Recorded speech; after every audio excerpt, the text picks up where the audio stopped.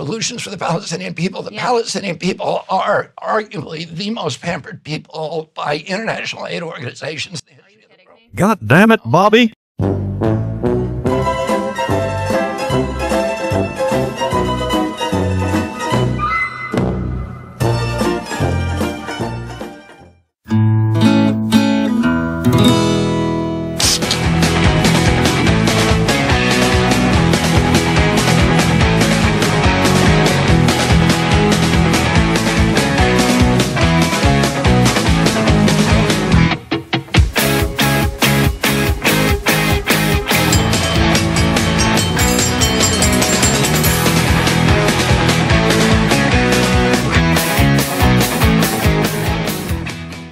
Welcome to the 50th episode of the Independent Review. I have the honor and privilege to be streamed on AM Wakeup. Today we have clips from Scott Armstrong, James Corbett, the Indie News Network, and more. Let's jump to our first clip with Ryan Cristian and Whitney Webb regarding Epstein. First and foremost, why would we take at face value that this is even going to be honest after everything that we've come through? The lies we've seen, the dragging of the feet from the same people who are involved with letting this stuff trickle out. You know, so what are your thoughts on just of the veracity of what we're being shown with this so far? Once again, a lot of people have treated this as like a release of some sort of client list. And it's not that. So for the past, several years at various intervals, there's been releases from the civil case between Virginia Giuffre or Virginia Roberts against Ghislaine Maxwell, which was like originally a defamation suit. And so there was later motions filed to release documents tied to that court case. And so this is one of those releases that's coming out now. And in past situations like this, it's been like existing documents that were public, but names were just unredacted that had previously been redacted.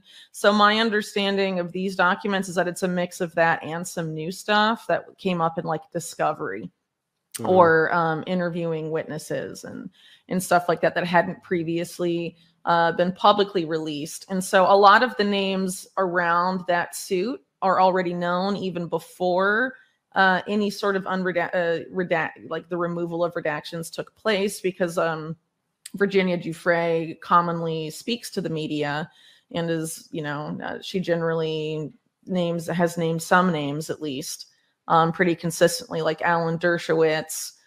She's mentioned the Pritzkers, or Tom Pritzker specifically, and, some Ehud Barak, some of these other names. And again, with this, these documents that have come out, those are the names that are coming up. Clinton, of course, is one that she had previously mentioned and who is in these documents as well. And, on that note, I think mainly what this is accomplishing is the same thing that, most Epstein coverage has sought to accomplish over the past several years, which is mainly to keep the focus on more salacious aspects of Jeffrey Epstein's activities during his career, which again is much larger than just sex blackmail. And it's meant to sort of, feel like we've talked about this before. A lot of Epstein coverage is about Clinton and Trump, so that people just sort of to repeat a lot of the stuff that went on in the 2016 election era. You have, the Trump backing people being like, look at Clinton, and the, DNC backing people, look at Trump. And it's just like, focused on those two figures, but what has come of it, right? So Trump has, everything that could be found about him being inappropriate with women has been made available. It's had no effect on anything. And I mean, same with Bill Clinton. What's happened to him? Everyone knows they're both pervy guys, and what has been done? Nothing tangible. And so that, they're essentially the discourse is remaining there. And that's true with these, current documents, at least as far as I've seen in terms of the reporting that's come out on it, because, like you, Ryan, I've had some stuff go on the past few days, so I haven't been like in the weeds with these documents themselves, but that's my impression. And it's important to keep in mind that the judge overseeing this case isn't necessarily like someone who's not going to help the quote unquote deep state covers stuff up. People may remember Stephen Donziger, who is the attorney that was placed under house arrest because he won a case against Chevron on behalf of indigenous groups in Ecuador who had Chevron like contaminated their land with an oil spill. And so Donziger represented them, and he won the case and was essentially punished for embarrassing Chevron. And so the same judge that presided over this release is the same person that sentenced him to house arrest for successfully representing an indigenous group in Ecuador. So I mean, if she's willing to go to bat for Chevron under those metrics, I wouldn't trust her as necessarily someone who's going to put out the most damaging stuff. And I don't really think this suit to begin with what was necessarily designed to release everything about Epstein either. I mean, it isn't related to any of the stuff that happened in 2019. This particular case precedes Epstein's 2019 arrest and death, by a while. And so, the stuff that was part of that investigation or the raids on his home in 2019 and stuff like that, none of that is included here. Right. Yeah. Or whatever the FBI has on Epstein and all of that. None of that is included here. So again, these are just kind of the same stuff to sort of put attention on Epstein and give the impression that there's increased transparency. Right. Really isn't any increased transparency that's meaningful. I mean, maybe there's some details here, and we know that, yes, Ehud Barak and Dershowitz are, just as dirty as we had assumed they were from these previous things, and really, But to your point, we already knew that, right? Tangibly, Mm-hmm. Are those people going to go to prison? No. Of course, right. But as I said, to your point, we already knew that, though, right? It's more just about acknowledging the right. Yeah. So for me, this is, and the kind of the more of the surface level point on it, it's. Or rather, the broader the point to it all is just that wondering whether or not. Well, I guess the first question is: do you think this was done? Was it just benign? This was just a process for releasing information, or do you think there's a motivation behind doing this? How do you see that part of it? And then I have a question for you. I mean, it's hard to know. I mean, every time there's like a big what's the word? Sort of like a hoopla around Epstein coverage. It tends to be stuff like this that ultimately may be interesting or may return a focus to the case, but it's ultimately serves as a distraction. And then again, what I mentioned earlier serves to sort of reinforce focus on Epstein and like particular figures only in particular acts that Epstein was affiliated with. No one's ever going to go after and report on the financial crimes of Epstein or any of this AI Silicon Valley stuff that he was involved with very extensively, or the biosecurity stuff or the eugenics stuff. All of that is essentially left out. Any of the tech related stuff. I mean, it seems like he essentially compromised Microsoft in the 90s too. I mean, there's all sorts of stuff that's very important and valuable, and literally no one, not literally no one, but like the vast majority of the public, when it comes to Epstein, what they have in their head is, oh, Clinton and Trump, and maybe Ehud Barak and Woody Allen and, some of the names that get most circulated around there. But Epstein reporting, I think, is, in general, very salacious and distractionary. And so you have a big thing like this. No, people are spending all their time looking at this stuff on Epstein that's already known and isn't going to change anything about the present. But everyone's attention is focused on that. Next, let's take a look at this clip from the Indie News Network regarding John Pilger.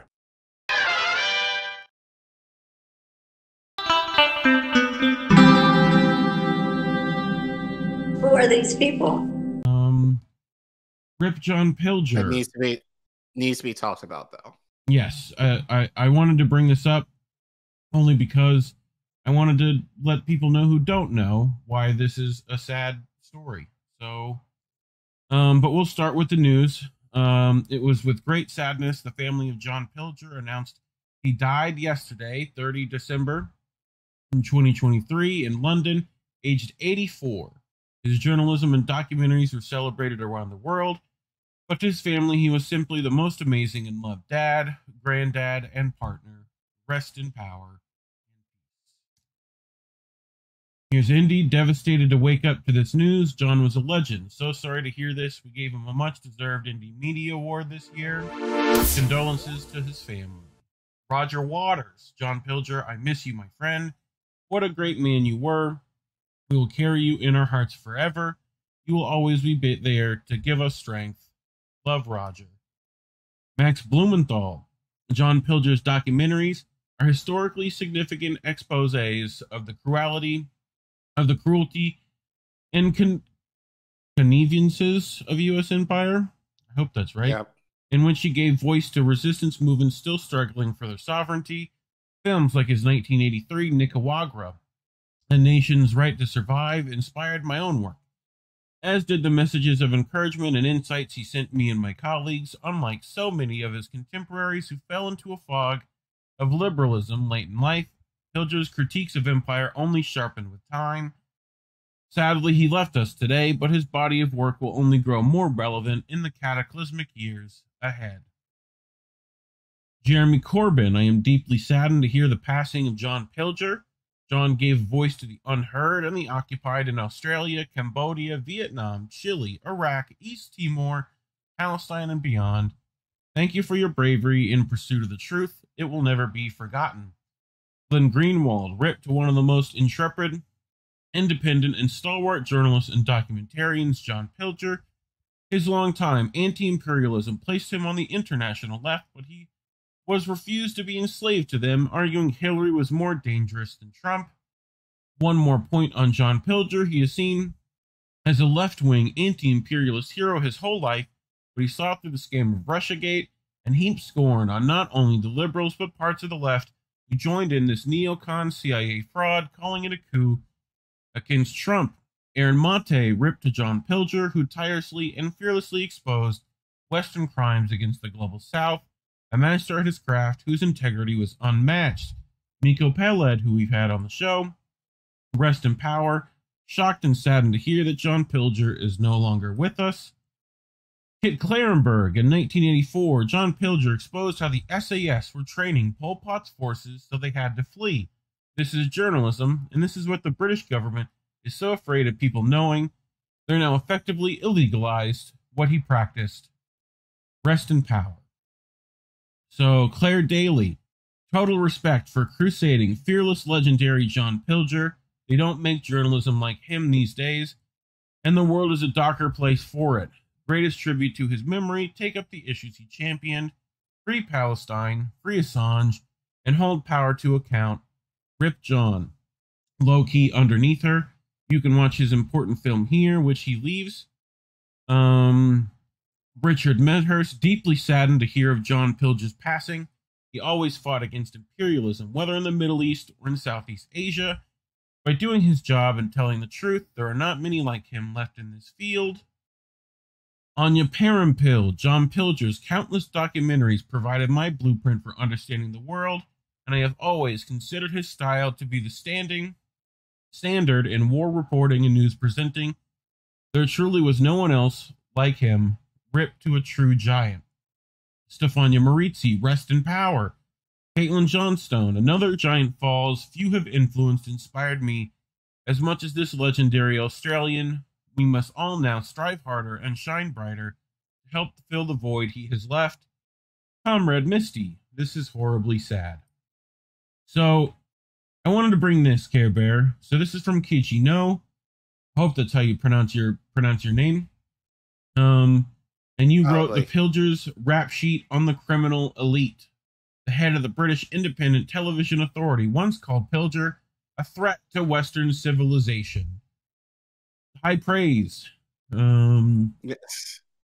So, John Pilger was always on the side of the oppressed. He denounced empire and all its violent predations, war, genocide, exploitation, as well as its endless lies and propaganda.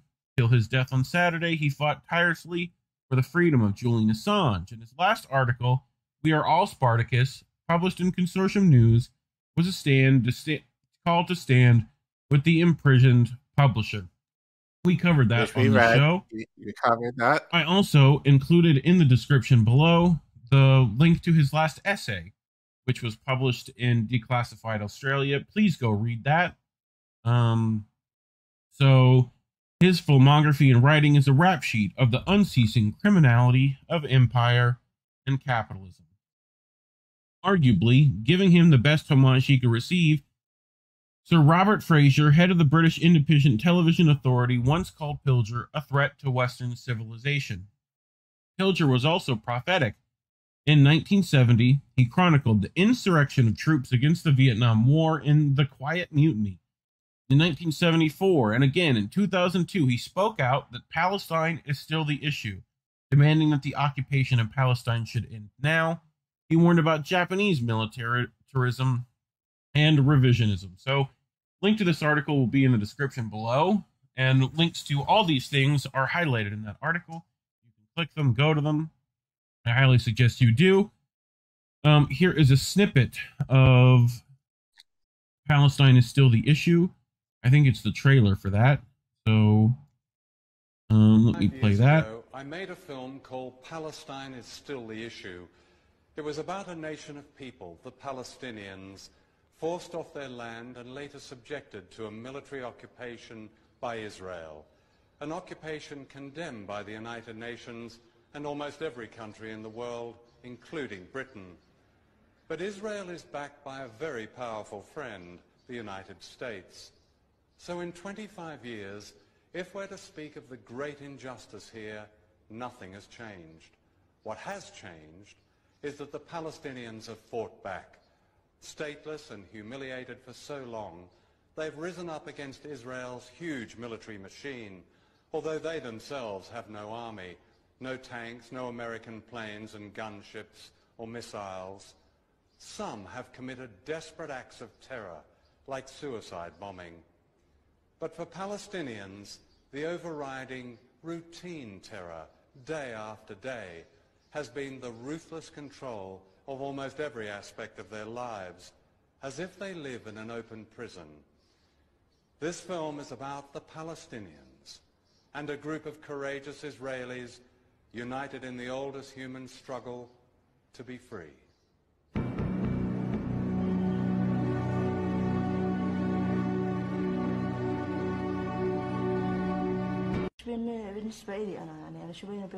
It wasn't personal. This is the way they treat all Palestinians. I'm sorry to say this, but they'd rather help an animal than an Arab. Last October, she was about to give birth to her second child, and she and her husband set out for the nearby hospital. They were stopped at an Israeli roadblock where they pleaded to be let through. We offered to walk to the hospital, but they wouldn't let us through. Then my baby. My mother-in-law used a razor to cut the umbilical cord. The boy started crying. My husband wrapped him in his jacket. One of his relatives found a black root to drove us to the hospital. But the baby had died by the time we arrived. Palestinians try to lead a normal life, but life is never normal. During Israeli military operations, curfews stop everything. Ambulances are denied access to the sick and wounded. Children are stopped from going to school. The Israelis claim this is necessary for their security. If that's true, it's clearly not working. And the security of Palestinians is almost never mentioned. Sound about right? Sounds about right. Now, let's take a look at these two clips featuring the great James Corbett. James, welcome to the program. He's actually calling us or visiting us from Japan, which we really appreciate the effort. So it is roughly 8 a.m. Japan time. I appreciate you having me on. Thanks for having me. So first tell me, before we get into the specific topic, how did you get into this role of independent journalist? And did you ever imagine that that function would have such tremendous value in a world where people cannot find reliable sources on anything? To answer the question succinctly, no, I never in my wildest imagination thought that I would ever end up here doing this talking to you on a platform like this. It's so bizarre to me. But I guess we're all a product of the age that we grow up in, and I'm no exception of that. So my story really starts around 2006, where I was an English major. I got my bachelor's degree in English, and then I jetted off to Ireland for a year to get my master's degree in Anglo-Irish literature. What do you do with a degree like that? Well, I always said, I'm going to frame it, because I couldn't think of anything better to do with it. Other than that, what are you going to do? Are you going to be a journalist or a teacher? Because that was generally what people assumed I was going to be. Sir Gawain. So you could read Sir Gawain in the Green Knight and Beowulf in the Gaelic tongue, which I have tremendous demand for. Actually, I never quite got into that. I was more of a Joycean myself, but at any rate, so I ended up in Japan, just basically killing a year, seeing another part of the world, and earning enough money to pay off my student loan debt. And lo and behold, I stumbled down the internet rabbit hole, which was coming around at that time, specifically these incredible new platforms like YouTube. Do you remember 2006 Time Person of the Year? You and me and everyone else. You are the person of the year because of YouTube. And oh wow, this new media platform is coming along, and it's going to completely upend the world. And I kind of scoffed. I rolled my eyes a little bit, but actually I started down the internet rabbit hole myself, finding all sorts of information that, hey, I never learned that in my history books, but I can go to the National Security Archives and I can actually look at the actual document of Operation Northwoods. What? The U.S. government the Joint Chiefs of Staff signed off on a plan to commit terror attacks in the United States, potentially killing Americans in order to justify war on Cuba? That's crazy conspiracy hog. Oh, there's the actual document from Lyman Lemnitzer himself, addressed to Robert McNamara, and I can go read it for myself. So in that experience, I suddenly found everything was topsy-turvy, up was down, and what is going on? And just it being 2006 at that time, I thought, well, I got to do something. So I thought, okay, it's the internet age. I'm going to start a website. And a website became a podcast, and podcast became videos, and videos became articles, and articles became interviews. And suddenly I'm a media personality of sorts. At any rate, I've been doing this, 16, 17 years now. And I never ever would have imagined. You have a lot of fans. We were getting a lot of traction on social media with people talking about the quality of the work you do, which I think is that's a great testimony to what you're doing. So my next question is something I've been trying to understand. I mean, it's easy descriptively to understand what is happening, but I sort of need some sort of, I'm not emotionally satisfied with these descriptive historical observations about what happened to journalism. What happened to journalists? Do they not, are they deluded? Do they not understand what's happening to them? Are they so overcome with a new calling that they abandon all the previous, or is there a consensus of ethics that is something anathema to anything I understood about journalism? What happened? There's a lot of ways you can approach that question. One of which is to look at the professionalization of journalism, by which I mean the rise of journalism schools and postgraduate programs and what have you, as a way of training sort of upper, if not upper class, at least certainly well-to-do young people are going through these sort of journalism graduate schools and programs and what have you in order to become journalists now, which was not a thing, say, a century ago, when it tended to be more of a working class profession with working class sensibilities, I think. And the closer you get to establishment regime politics, the more you're going to play along with them and play into them and not want to rock the boat fundamentally. So the fundamental idea of journalism as truth to power, I think, has been subverted simply by the mollification of the journalist class, essentially, and picking people from higher economic strata, I think, in order to do this job in and of itself. But that actually speaks to the bigger question of the big, broad sweep of history and the technologies that enable journalism and the types of social relations that they bring about. If people really want to deep dive into that, I did a documentary a couple of years ago called The Media Matrix, where I looked at the development of mass media from the time of Gutenberg up until the present and into the future with the metaverse and what have you. And I think we have to understand the media paradigm as people think of it today, although it is definitely shifting, but we still tend to think of it from that dinosaur media paradigm of the 20th century, which came about specifically because you had all of these incredibly capital intensive technologies for getting information out. Printing presses became well beyond the means of the average person. You had to be either a media baron who inherited millions and billions from your parents, like a Hearst or who have you, or you had to be a conglomerate. And then once you got radio stations and then television stations and satellite networks, there's no way an individual could possibly start up their own mom and pop media outlet. So it became this industry, and the industrialization of the media itself obviously reflects on the types of journalism that would be done within that system. And I think speaks to that professionalization of the journalist class. So there's a lot of reasons that I think we've seen this change go on. But fundamentally, what has happened in the last 20 years has been truly a revolution. And I think a revolution on the scale of the Gutenberg Revolution, which utterly changed the course of human history. We are living through that right now, and not enough people really appreciate that. Wow. I've been saying for quite some time, I think about the film industry, and I think of it just as a technology that came around, and several people learned to master the technology, and then giant businesses were framed around it.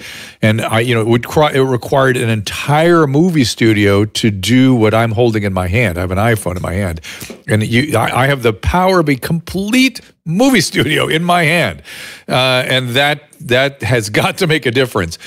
And so that, and I wrote a book called The Mirror Effect, and one of the things we chronicled in that book was some of the dismantling of the editorial is not even the right word anymore, of the news delivery, I guess we'd say, or acquisition and delivery throughout the world, that these television stations and newspapers had offices all over the place. And as it became more cheap to just report celebrity news, they started just reporting celebrity news, and they got better ratings. They got, there's the book.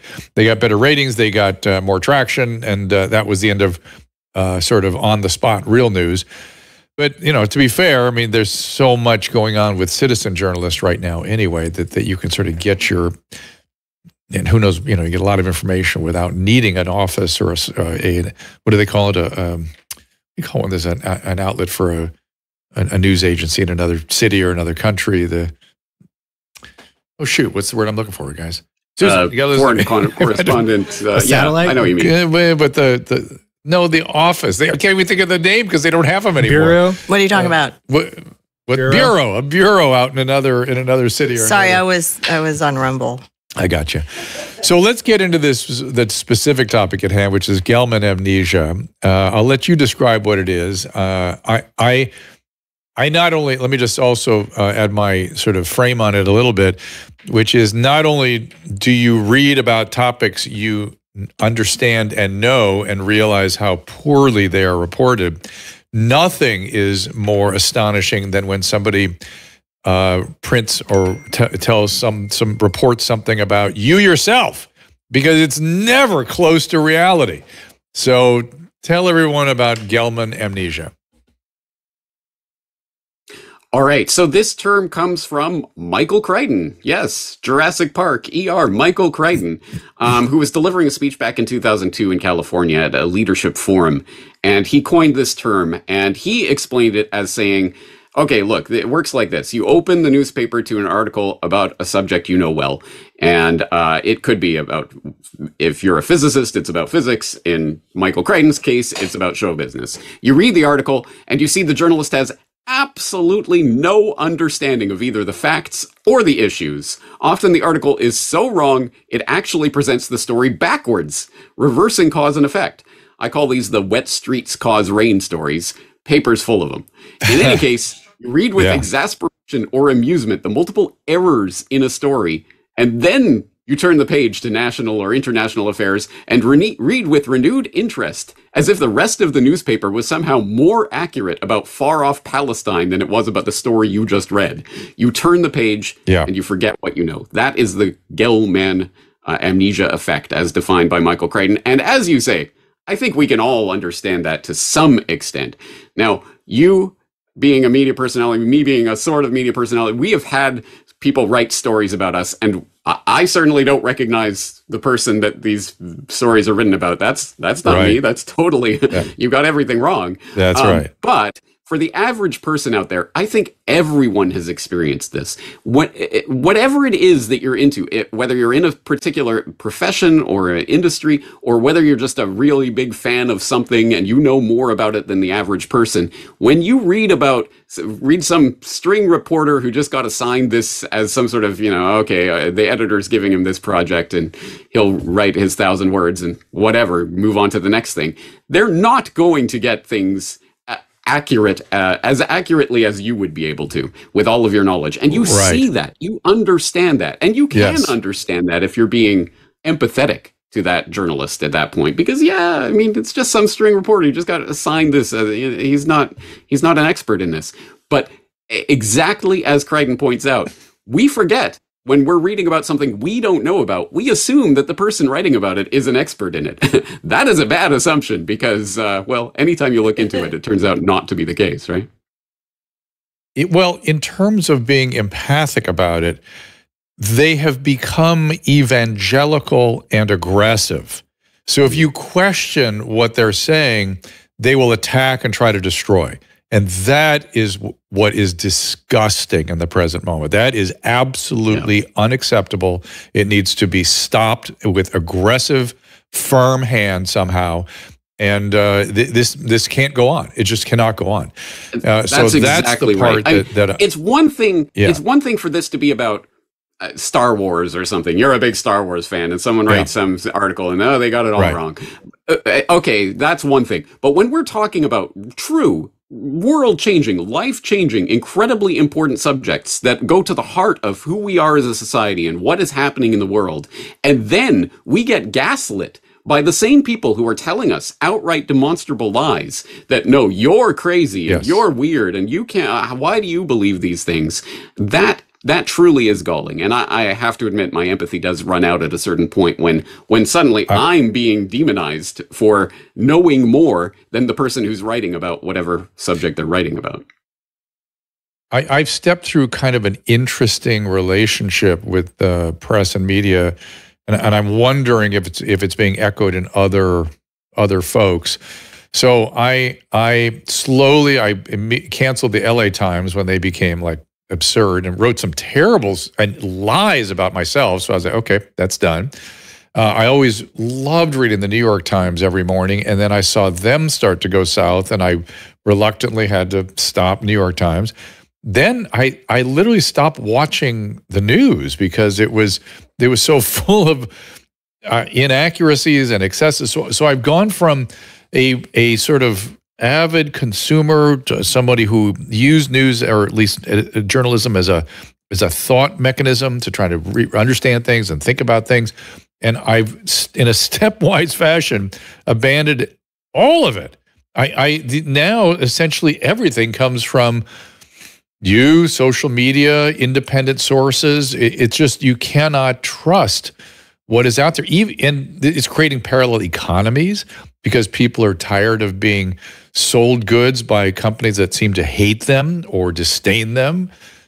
How do we understand this in the context of this historical sweep that you've been talking about, this being the Gutenberg Bible moment? Are we going to come up with solutions? Is this going to result in social discord as it did with the Gutenberg Bible? How are we going to do it? I mean, that's really the question, isn't it? For people who don't really understand the significance of Gutenberg, I mean, we still really can't appreciate just how fundamentally that changed the course of human history and how much changed as a result of it. The Reformation probably would not have been possible without the printing press, and then all of the political upheaval that came as a result of that. And so what we saw over the course of the preceding centuries was various attempts by various kings and tyrants and what have you to try to crack down on the printing press, because obviously this is a huge upheaval, and upheaval is not good. If you are the tyrant or the dictator or the king, you want things to be at the status quo. So this technology is changing things. We have to clamp down on it. So that was what we saw, the ham-handed attempts to try to essentially censor the press by fiat.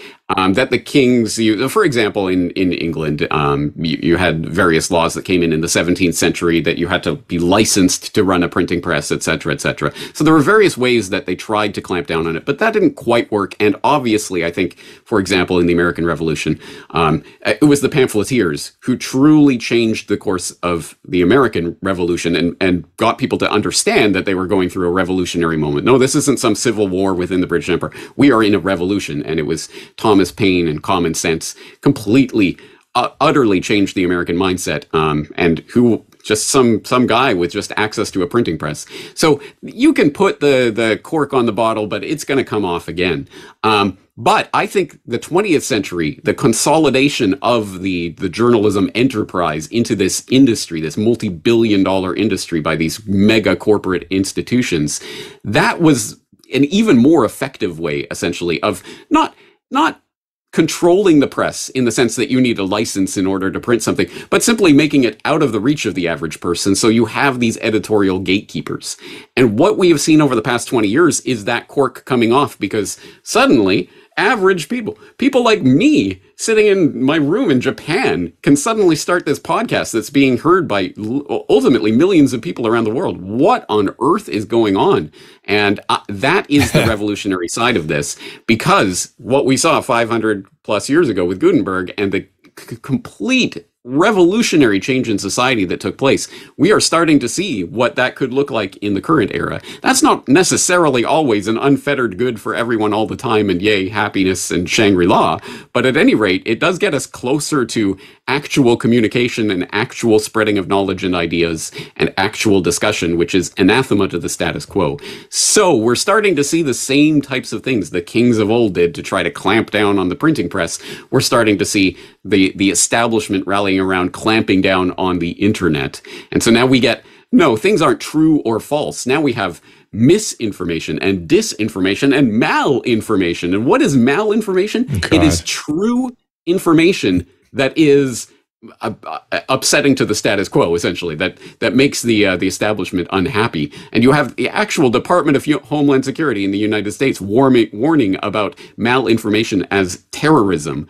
This is serious stuff. And I think the average person out there probably isn't taking it nearly as seriously as the people in positions of power are right now. And that's why we're hearing so much about this misinformation, disinformation. We have to crack down because they understand just how revolutionary a moment this can be. And you point to the fundamental question of trust. Yes, no doubt. I have seen it certainly in the work that I do, and even amongst the sort of the average general Joe out there in the public. I think the loss of trust in the media is palpable. Most people now tend to distrust a lot of the establishment media outlets that they used to turn to. But I would hope that we don't simply fall into some sort of new trap of, okay, well, now who do I blindly put my trust in? I think the real point of the Gell-Mann amnesia effect is that we have to consciously remember that, oh yeah, whoever's writing this may not be an expert in what they're writing. Maybe they are an expert. Maybe they're not. I have to verify that information that I choose to take on board. And I think that it's uncomfortable because that puts the onus back on us. Oh my God, it's work. I have to actually look things up. I have to actually but you know what? Sort things out for myself. But if we don't get ourselves in that mindset, we will never really break through the paradigm that's been established over the past century. So I have three kind of interesting reactions to that. One, what you just said. One is that it kind of reminds me of how patients should behave properly in the setting of navigating the medical system. They need to be informed, they need to be motivated, they need to be aware, and they need to have a trusted guide, an ombudsman. that should be their primary caretaker, or it can be a lot of different things. But you need a person that you can trust, and not that you follow them blindly, but that you help them. They help you make sense of the buzzing, blooming mess that's out there. Number two, it's interesting to me that COVID was an example of the status quo, as you say, the people in power, the elite, behaving like the kings of yore, really clamping down and destroying people, bringing out the guillotines, everything. The playbook is all there. It just has a more modern sort of application, or the way it's just so. I mean, really, that's very helpful to me, actually, to think about it that way, because it's the same old thing. And I would argue back then you had an obligation not to cave to that. You also had an obligation not to, I would say, if history is any teacher, to feed into the guillotines. Don't bring out the guillotines, because everybody goes up eventually. It doesn't sort anything out, as we see now.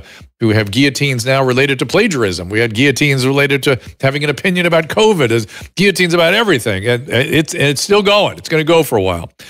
And then finally, we have to remember that not only was the Lutheran Martin Luther able to play out his revolution because of the printing press, one of the and people aren't aware of this particular fact, that one of the fundamental issues that resulted in the religious wars was what was fundamental to Martin Luther and Protestantism was that you should read your own Bible.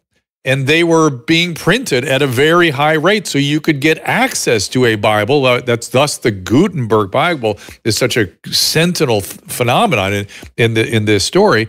While the Catholics believe you needed the priest to interpret everything for you, and the Bible is not the domain of an average person. They should stay away from it. It's dangerous. Am I stating any? Is that all that correct? I guess I'm asking. There's a lot to get into there, but one thing that I will point out is that the 95 Theses that Martin Luther famously nailed to the church door, that was addressed to the Archbishop of Mainz, which is the city that Gutenberg was born in. So there's a lot of historical parallels going on in that story. But you're exactly right. There has been some back and forth about, well, how important was the printing press to what Luther was doing? But Luther himself said that the printing press was the father of the Reformation, or whatever way he actually put it.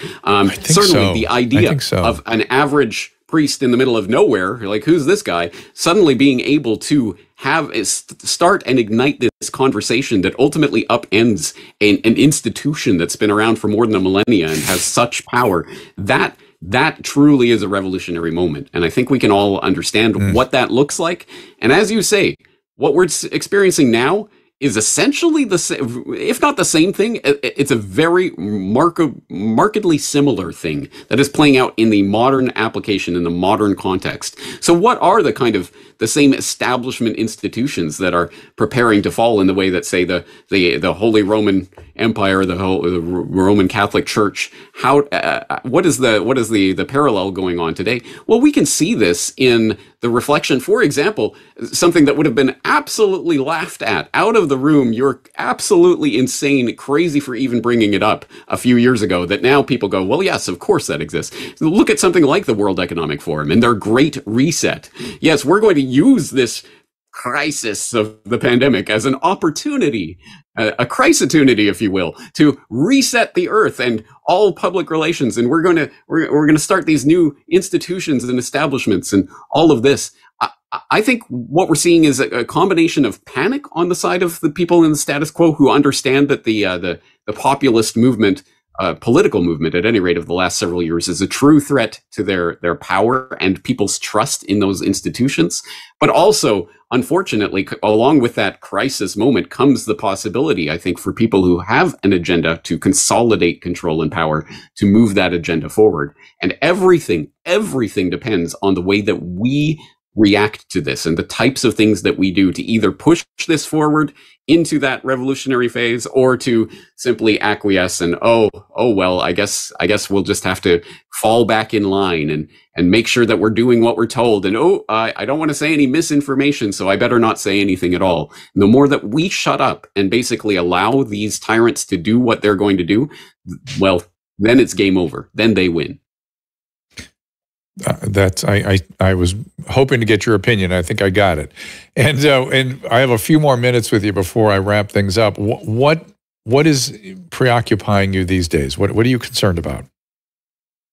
I am concerned about a lot of things that people can find on CorbettReport.com, but one that in particular for this year that I think is incredibly important and is not receiving enough attention is the World Health Organization's pandemic accord agreement, whatever they're calling it this week. They keep changing the name so that people can't find out what it means and what it is. But essentially, for people who don't know, there's a couple of processes going on in the World Health Organization right now. One is to reform the international health regulations, to put amendments forward on that. Another is to create a pandemic agreement that would essentially allow the World Health Organization Director General to declare a public health emergency over pretty much anything he feels like at any time. And with that, to trigger a number of things that will essentially make the World Health Organization able to more effectively dictate what each and every individual member state's response to that emergency is. And we saw what happened in the past few years with regard to all of that. So I think that should be sending a shiver down the spine of everyone who's listening if they're paying attention. And that is coming to a head in May at the 75th World Health Assembly, 75th, 77th, whatever it is, the World Health Assembly in May in Geneva. They are going to try to push this through, and this truly could be the end of health sovereignty, nationally, let alone individually. And I think people need to be paying attention to that. Oh my gosh, we spoke to Michelle Bachmann, who's trying to rattle the cage at Congress, and getting very little traction. And it is an astonishing document that will give them fiat authority over all sovereign elected officials. The more consolidated, the more centralized, the worse the outcome in health for the individual. It's just how healthcare works. It needs to be distributed where a person is taking care of a person. That's why we have it that way. It's why it's been that way. You put everything in centralized authority, untold harm gets done. And did we not just see that?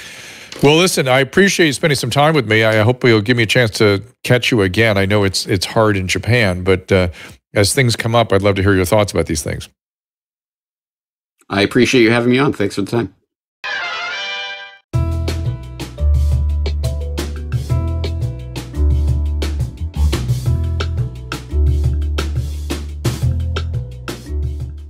Welcome back to New World Next Week. I'm James Corbett of CorbettReport.com.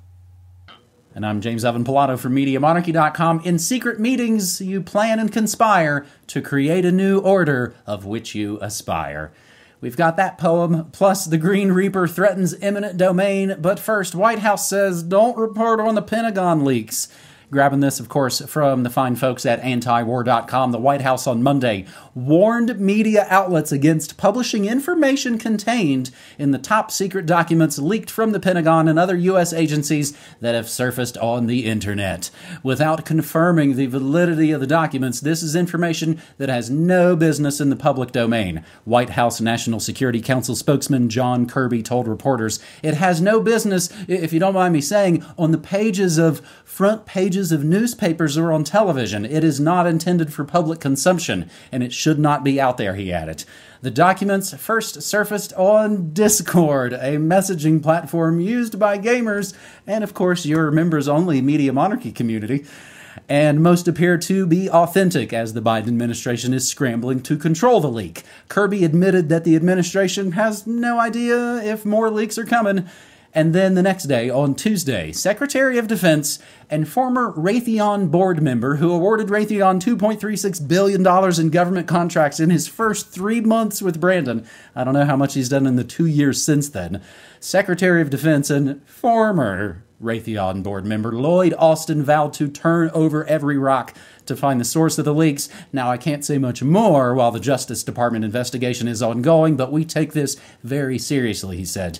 Some of the leaks show the U.S.'s war plans for Ukraine and expose that Washington believes that Kiev is running out of air defenses and won't be able to gain much ground in an expected spring counteroffensive. The leaks also expose the U.S. spying on its allies, including Ukraine, Israel, reciprocally, of course, South Korea, and Hungary. This is a very serious national security matter, and it was discussed at the White House press room moments after the Easter Bunny was there, James. Can you feel how serious this is? It feels sometimes, like a lot of times, we're ruled by children, James. Clown world, what else can you say? But I don't know, was that a follow the white rabbit reference? And maybe QAnon is real and he's working for Biden now and blah, blah, whatever. Anyway, back in reality, the real question I think with this story is, what is the real narrative here? Because, okay, yeah, the government comes out and says, hey guys, oh no, this leak, don't talk about the leak. And now it's all over everywhere. And the most reporting I've seen on it in the MSM is in, like, the BBC. So, like, I don't know, how seriously should we take this and blah, blah, blah. And what has it really revealed? Well, to be fair, I think there are already some geopolitical ramifications to some of the tidbits in here. One example of that from antiwar.com, leaks showing U.S. spied on South Korea spark outrage in Seoul. Which, again, even narratively, is this really new news? We could go back to 2013. U.S. spy agency bugged UN headquarters, according to Germany's Spiegel. And 2021, U.S. spied on Merkel and other Europeans through Danish cables. So, you know, oh my God, the U.S. is spying on its allies. Wow, shocking news. Of course, it isn't news to anyone in the world, diplomatically speaking.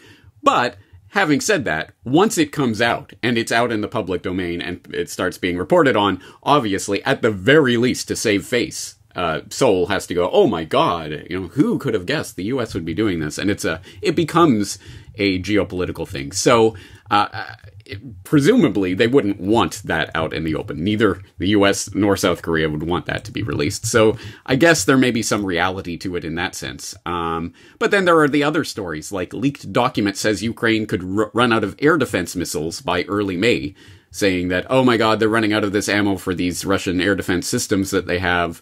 And by May, Russia will be able to take them over because of their superior air power, which, what's the narrative here? Oh, they need more support. So more ka-ching, more dollars, more weapons to Ukraine, right? So there's a lot of different narrative strategies going on here.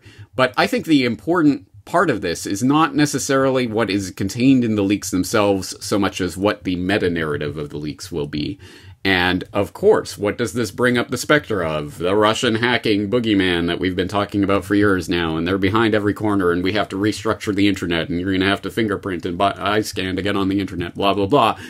Well, here's an interesting sort of kink in that narrative.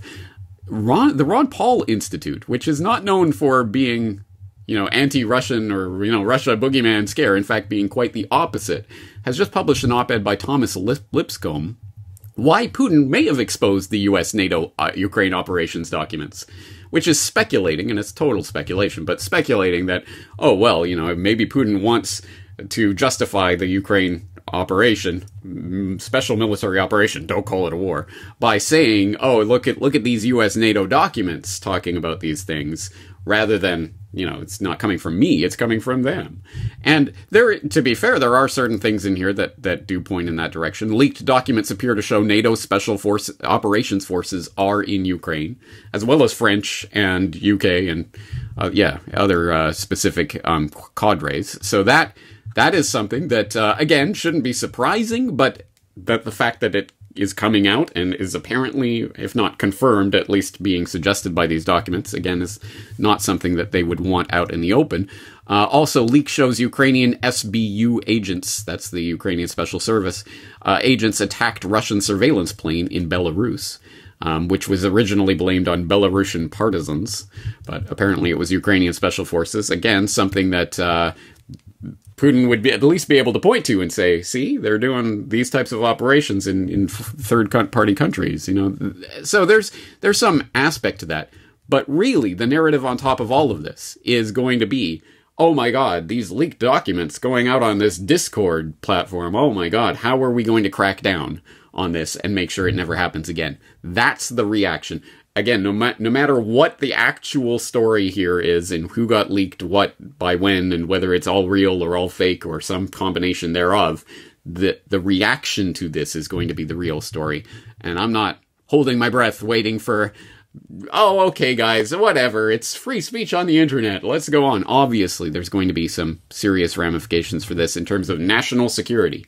And you know that's the way they're going to ultimately crack down on the internet, is in the name of national security. And it just takes these types of incidents to gin up at least the idea in the public that this is going to be necessary to start getting some sort of internet ID going. And don't worry, Elon Musk and the other free speech saviors will be there to institute the ID scanning for Twitter and every other social media platform. This could help soften up Discord for sale to Microsoft, and they have been very interested in years past, but have kind of walked away from it. James, it seems to me like maybe it's the Occam's razor. Most likely, isn't it probably some military guy who's a giant video game fan, of which many of them are, got some documents and put them on the platforms that they use as gamers. This also reminds me in some ways, James, maybe of the Panama Papers.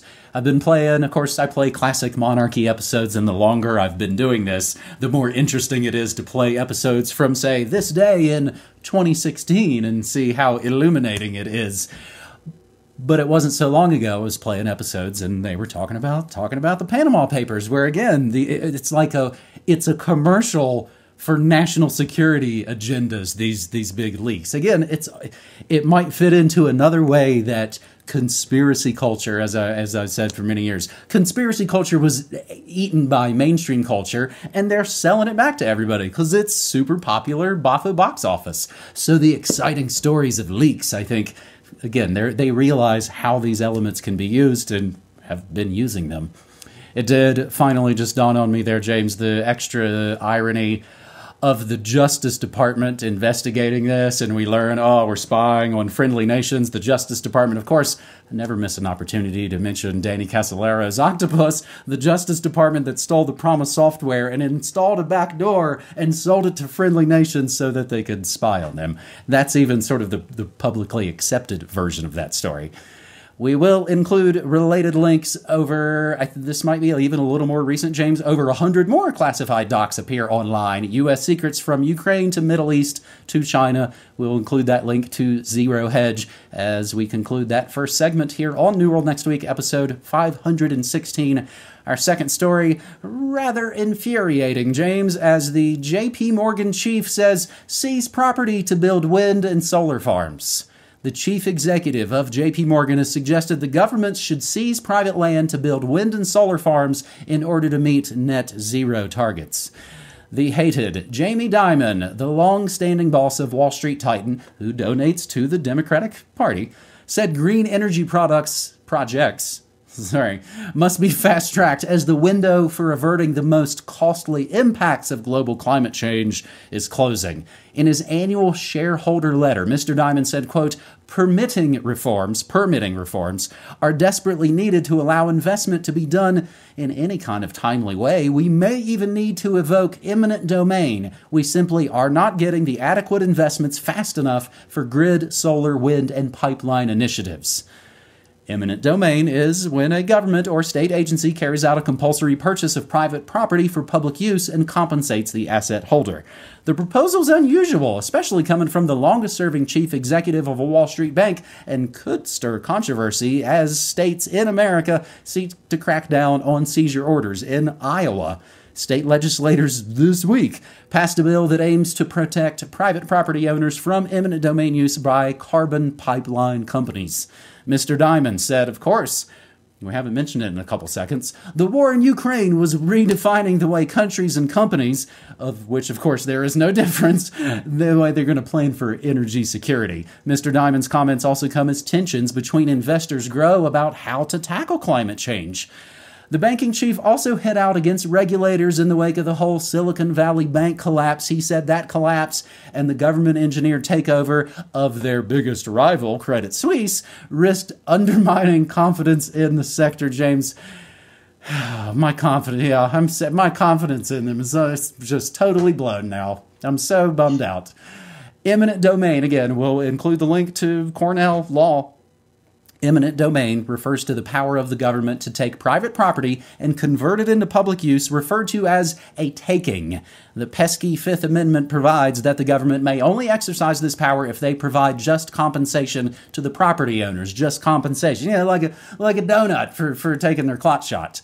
In other news, James, Oxford scientists said wind power fails on every count, and redacted emails in the massive ongoing lawsuit against J.P. Morgan revealed J.P. Morgan executives joked about Epstein's pedophilia.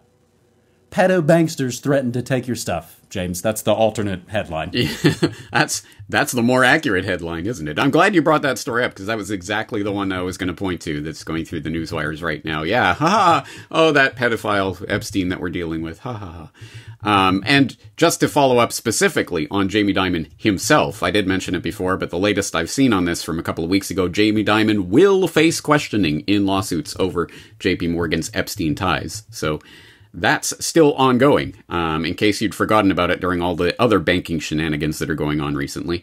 Anyway, in a sense, I like how straightforward and out in the open the agenda is in this story, because eminent domain, and what is that? It's out.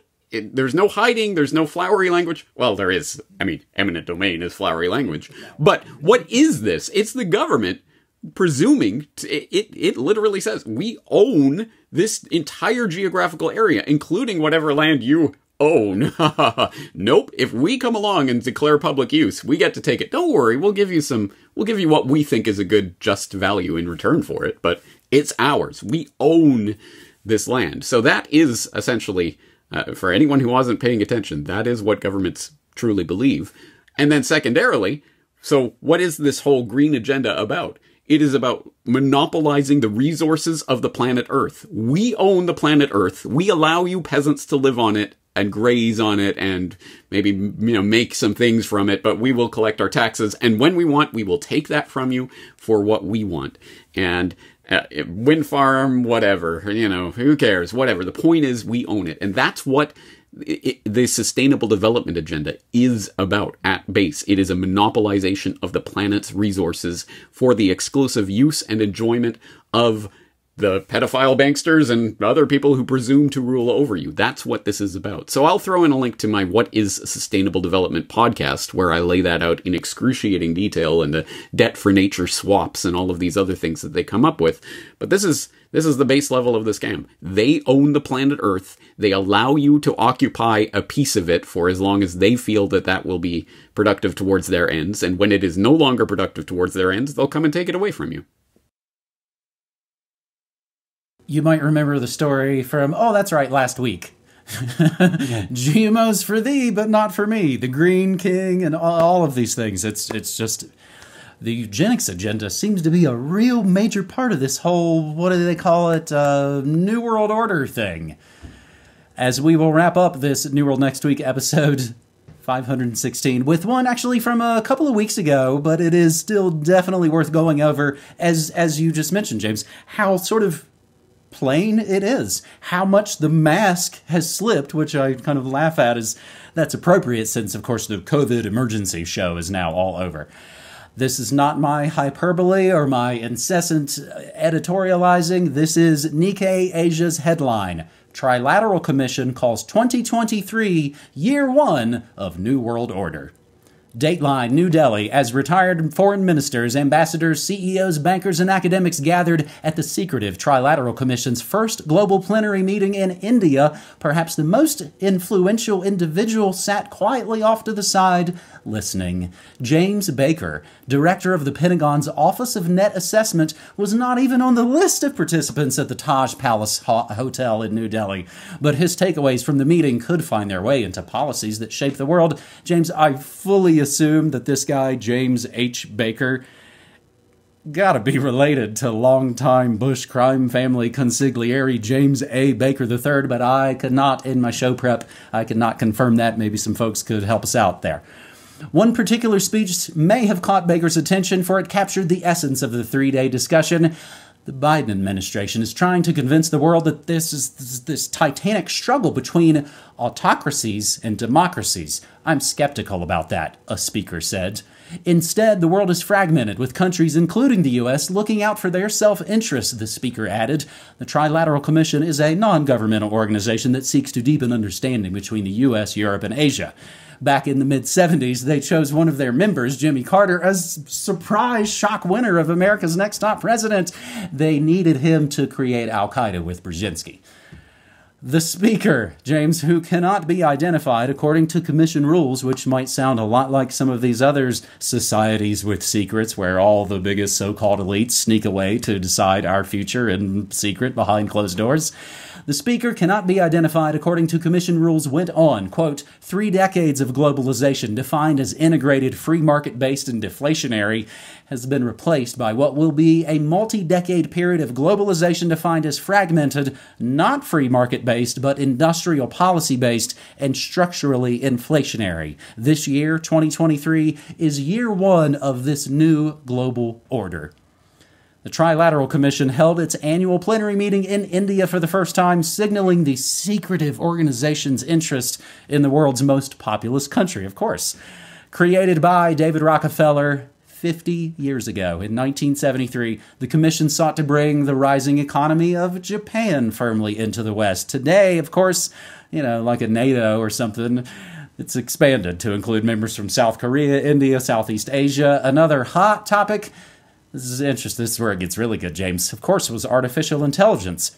A poll last year found that 49% of AI researchers have said that AI poses an existential threat to humanity, almost to the level of a nuclear type of disaster in the scale of humanity, said a member. Many in the room called for a global scheme to govern AI. Still, participants were generally positive about the wildly popular ChatGPT and later jokingly asked the bot to write a poem about the Trilateral Commission. Following is one example, which means there might have been other amazing poems that we haven't gotten reported on yet. In secret meetings, you plan and conspire to create a new order of which you aspire. Your goals are unclear, but some see the end as a world government with you as its friend. James. Ha ha ha, that wacky AI. What'll it come up with next? What'll it do next? Whew. Okay, well, that to the side for the moment. Yeah, okay, well, for people who don't have their heads screwed on straight or can't see the trees for the forest, what is this about? What are the what specifically this particular quote from the Trilateral Commission meeting, which you will note, because of the rules of the meeting, they can't say who it was, but someone participating in this meeting said this about the globalization, and it's that quote that you read, 3 decades of globalization defined as integrated, free market-based, and deflationary has been replaced by what will be a multi-decade period of globalization defined as fragmented, not free market-based, but industrial policy-based, and structurally inflationary. What is he describing there? It's the multipolar world order that, oh, it's the BRICS, man, and it's this new form of globalization that's totally not globalization, guys. Except it is. And that is what this is about. It's the One Belt, One Road approach to globalization, essentially. It's structurally inflationary. It's not free market-based. It is industrial policy-based. And yeah, it's going to be fragmented. It'll look like this over here on the BRICS side. It'll look like this over here on the NATO side. But whatever, guys. It is the New World Order. That is what they are describing. So keep that in mind for people who continue to insist that the BRICS multipolar world is going to be the savior of humanity. No, it is the next stage of globalization, and it's year one of the New World Order, according to the Trilateral Commission, founded by David Rockefeller, as they noted in the article. But you edited out the best part. Founded by philanthropist David Rockefeller, as he's described in this article, which I could think of a lot of different ways to describe David Rockefeller. Philanthropist would not be the one that springs to mind. But anyway, yeah, for people who don't know about the Trilateral Commission or its relevance, obviously Patrick Wood has had a lot to say about that over the years and how Trilateral Commission is fed directly into technocracy. And they have been steering and puppeteering the New World Order agenda for many decades now. And they're announcing year one of New World Order. I mean, take it as seriously as you want from any pronouncement from these globalist swine. But at any rate, they're out there talking about it. This is the New World Order. It is this multipolar world order that people are talking about. And they give things new names. James, in prepping the show, I was trying to find some joke because, of course, this secret meeting was taking place in New Delhi. I was trying to find some joke between New Delhi, Old Delhi. It's all still the same old world order, New World Order. It's still the same plan. They just change the marketing from time to time. Again, they're smart. They adjust their marketing like any, corporate campaign would do. Like Bud Light. Exactly. Aye. Or, of course, like those shameless shills at newworldnextweek.com. All sizes of Corbett Report shirts are now actually back in stock. We just got those in a couple of days ago. New Monarchy baseball caps for 2023, I believe, have shipped that are on their way to the headquarters. And yes, we can confirm that also the new Corbett Report 2011 USB archives are in. Those will be added to the store very shortly. Our next clip is from the Free Thought Project and their interview with Jeff Burwick. So, I guess we could start at the beginning with the millions that you made after, selling your first website, stockhouse.com, that you founded when you were 24. But honestly, I wanted to start this conversation kind of exemplifying this persona that I think fits you as being one of the most interesting men in the world. Because I remember when I first got into all this world of libertarianism and anarchism, I started hearing your name and I did a little research. And I remember seeing this story on Wikipedia about you sailing all over the world in this 40-foot catamaran. And somewhere around El Salvador, you hit this gnarly storm and the boat was shipwrecked. And you and your partner, I guess, who was also on the ship, the boat ended up sinking, but you ended up surviving by clinging to a surfboard for hours and eventually were saved by pirates. I think that's the way the story went on Wikipedia. So, of course, we don't have to spend too much time on this, but that's one hell of a story and maybe a little too fantastical to not start the interview with. So, how much of that story is true and how much of it is embellished internet folklore? Well, as you know, with anything to do with Wikipedia, there's so much wrong information on there. It's all run by the CIA, of course. I actually started my own Wikipedia page, I don't know, as soon as it started, basically. I thought it'd just be cool, right? I thought it was like a phone book or something. And I've actually never gone back to it. I see it every now and then, and I'm like, what are they doing? It talks about a bunch of just pointless stuff and wrong stuff. And so I kind of regret starting the page. But it is true that I had a sailboat in 2005, I believe it was. And I was trying to sail around the world. I bought a sailboat and had no idea how to sail. And I left that day trying to sail around the world. And I had so many crazy experiences on it. I basically learned how to sail as I went. I almost crashed into an island my very first night because I didn't know you needed maps. I didn't know some islands don't have lights on them.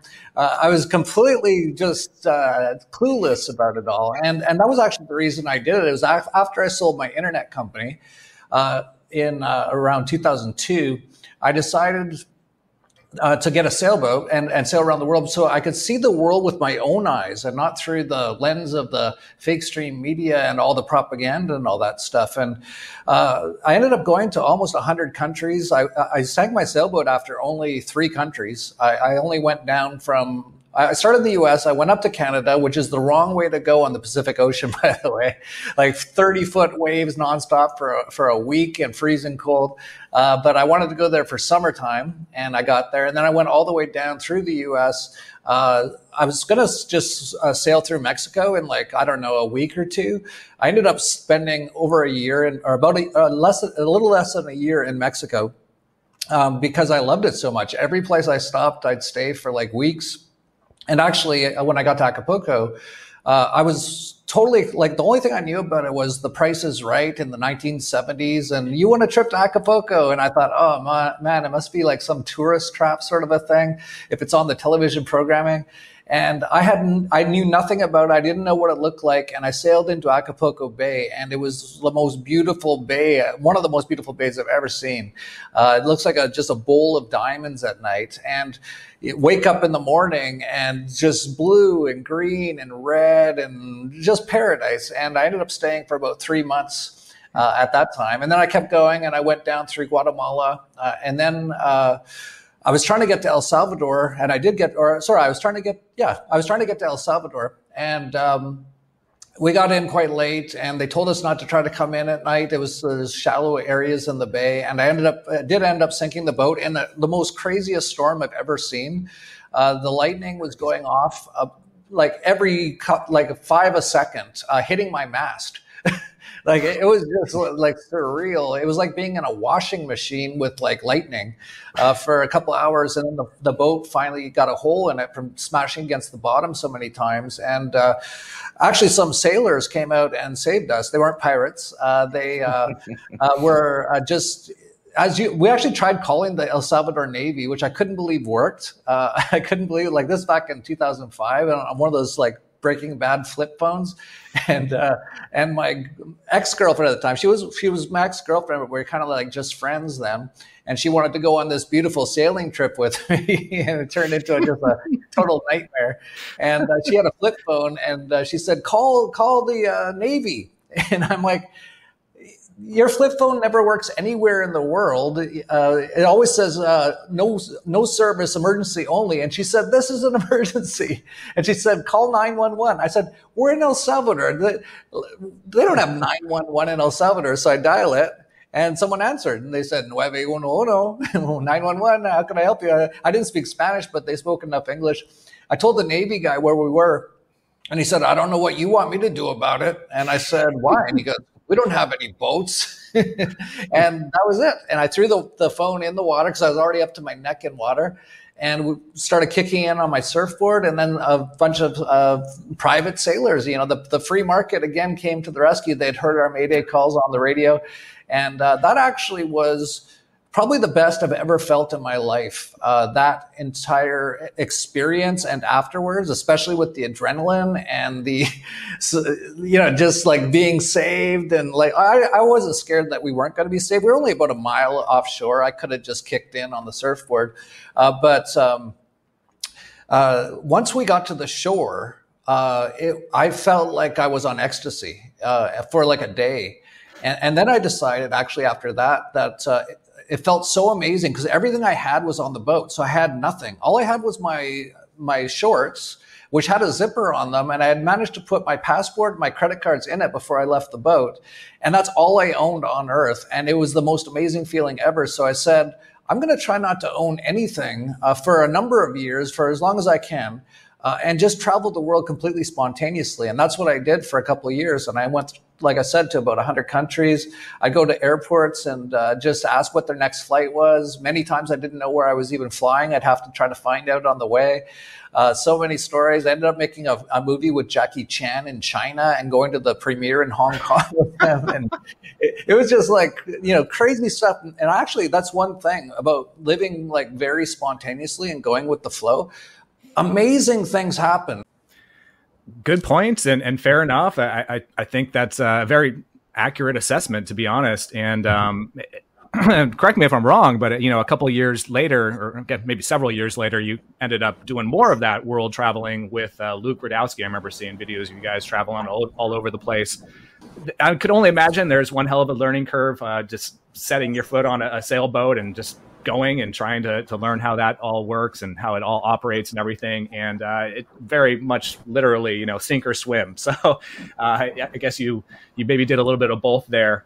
But, it's interesting to hear that you were given the instruction to not come in with your boat at night, because that was one of the things that I read on the website that was connected to your Wikipedia about the whole incident with you, sinking the boat and everything. And so I was like, that almost sounds like Jeff, like just going in without, without any authorization or just going for it. But, speaking of sailing the open seas, and, I just mentioned Luke there. Right now, Epstein is on everybody's mind right now, after this court order was issued last month to unseal these Epstein court documents. But you are one of the few people who have actually set foot on Epstein Island when both you and Luke of We Are Change found a way to get onto the island. I think it was back in like October of 2019. Now, if I remember correctly, you weren't wearing any shoes. You were barefoot exploring the island, which was pretty entertaining. But I remember being so impressed by that, and watching that video of you guys. I mean, it was very tense, like you snuck onto this little St. James Island, and it was significant because, at that time, you guys were one of the first alternative media journalists to actually set foot on the island. And you guys documented some weird, bizarre artworks and statues.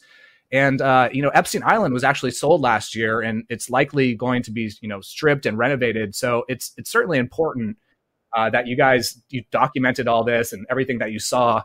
Now, you didn't find Bill Clinton while you were there, but you did find that iconic blue and white striped temple, which you said in the video was just like a flat wall with a door painted on it. And you even said it looked like a Hollywood set. So I guess my question is, like, what was that experience like for you? And did you ever deal with any legal repercussions from, trespassing on that island? That was just another case of just totally going with the flow. So my friend Joby had a plane that he said he bought from, it was Pablo Escobar's old plane. And he said, let's try to go to as many islands in the Caribbean as we can. And he asked Luke and I if we wanted to come. And we said, yeah, sure. So we went to about 7 different islands, and we were actually almost done. And we were about to head back when Luke was looking at the map, and he said, we got to go to the British Virgin Islands. And I was like, why? And he's like, that's where Jeffrey Epstein's island is. And right around then, we were like, started planning and started thinking about it. How could we do it? So we got there and we talked to, we tried calling numerous places to rent a boat and tell them we wanted to go to Epstein's island, and we'd get hung up on or, say no and all this sort of stuff. So we eventually found a guy who sounded okay. He sounded like a cool guy. And he said he couldn't take us to Epstein's island. I said, well, let's just go with him and see if we can talk him into it along the way. So we took him to there's all these amazing not floating, but little tiny islands that are just like 50 feet wide sort of thing with like a bar and a restaurant on it. We took him like all afternoon, and we drank all afternoon at a beach bar sort of a thing. And, he's a sailor. He says, it's a very pirate culture around there and all that kind of stuff. So we got him pretty drunk. And then we said, well, can you just take us like around the island? And he said, sure. And we come up to a dock, and we're like getting really close. We're just taking video, trying to, get some images of it. And he pulled right up to it, and he said, if you're going to go, you got 5 seconds. And we were not expecting that at all, especially that quickly. And so Luke just immediately jumped out. And he's like, Jeff, come on. I'm like, I'm grabbing my camera, and I go, I got to get my shoes. And he's like, we don't have time. So I jump out without his shoes, and we just start going, as far as we could around the island. And most of the island is covered in these jagged little rocks. It was the most, I wish, like so much back then. If I just had shoes, I could have enjoyed it so much more. But I was basically just in pain the entire time. We went all over the place, documented a lot of the stuff there. It was mostly cleared out. The FBI had just raided it like a month before or something. So I actually thought there might be FBI/CIA people there. So we were, quite concerned for our safety. We're obviously trespassing in a crime scene and all this kind of stuff. And if they get you, as Julian Assange knows, like you just don't ever get, or Ross Ulbricht, like when those criminals, that evil organization gets its tentacles into you, you're basically done. So it was quite risky, really. And my wife was there. She was on the boat. My friend had his newborn baby with him. Like, it was totally unexpected that we're raiding Jeffrey Epstein's island, but we did. And yeah, you pointed out the temple. That was probably the most interesting thing, was that most people thought it was like a real temple. But when we got there and looked at it, it was about the size of a mechanical shed, maybe 15 feet wide on each side. So not very big. It was mostly all concrete, except for one door, which had been boarded over. And then it looks like it has gates and stuff on it, but it was all just painted on it. It looked like, like I said, like a Hollywood set. So, you know, a lot of people speculate that they did a lot of stuff, you know, underground and all that. But it's interesting that he would go to the trouble of creating this sort of a temple thing. But I do know that those sort of people, which, you know, he's kind of like works for the Nephilim / Jews / these sort of people. It's a long story, but it's an old culture. Not all Jews, by the way, but quite a few. And a lot of Nephilim, but not all. And Nephilim are old Atlanteans, actually. This is a whole long story. But they actually believe in a lot of this stuff. They believe in child sacrifice. They believe in drinking baby's blood, the adrenochrome, all that kind of stuff. And this is all back from an old culture on Earth, which kind of went up and through the Khazarians and then, you know, all this kind of stuff. So that's who Epstein basically worked for, because he worked for Mossad, which is all, that's all them. And you can tell because they have the six-pointed star of Moloch as their flag that no one ever seems to notice. But yeah, like I think, you know, I really don't know, looking back on it, what that was all about. But it could have been symbolic because they're into symbology and symbolism and all that kind of stuff. And it did have a dome on it. And the dome is actually, as we're starting to learn, it's like an energy device, sort of a thing, and you can do things with energy with domes and stuff. So it had the dome. The temple looked kind of like fake, but you know, they painted it basically the Atlantean sort of colors, which is also the Israel colors, the blue and the white, which is all part of who these people are all connected to, which we're now finding out, just like today, basically, that so many Israelis are on the list that they let out. But yeah, we never got into the main house. We actually, they spotted us before we got there. We were just about to go around that side, and about a 500-pound black woman on a golf cart. I didn't know it was a 500-pound black woman at the time. I just knew there was golf carts coming after us, and I thought it was CIA, FBI guys, and I did not want to go to Guantanamo Bay, so I ran my butt off. Turned out it was just like a security guard, 500-pound black woman who could never catch us in a million years. Anyway, we got off the island and that was it. So yeah, it was an interesting experience, to say the least. I think we're the only people to ever get kicked off of Epstein's island. I can say that much. That's crazy. It's ironic that the temple looked like a Hollywood set. You know, we have Hollywood right now claiming that the documents that are coming out are fake, right? And they're going to have fake names on it and stuff. And even this morning, I saw like clear disinformation. It was being shared in libertarian circles too. I was pretty disappointed. It said there was fake documents, a fake article, like clipping from LouRockwell.com or Mises Institute, claiming that James Maynard Keynes went to fucking Epstein Island, and this dude died Keynes died in 46. Right? There's no possible way that he was on Epstein Island, but people were sharing it around and like, oh, look how deep it goes. You know, it's ironic that the temple did look like a Hollywood set, because now I think that's what we're going to be seeing in the next couple of days next couple of weeks, as more and more of this information comes out. They're going to muddy the waters so bad that we're not going to be able to tell fact from fiction, you know, who was actually there, who was not there. And I mean, this is all deliberate and by design. Next is this clip from Derrick Broze with some news on the Children's Health Defense and one of their employees regarding pedophilia remarks. Sounds like there's sound. I'm going to go for it.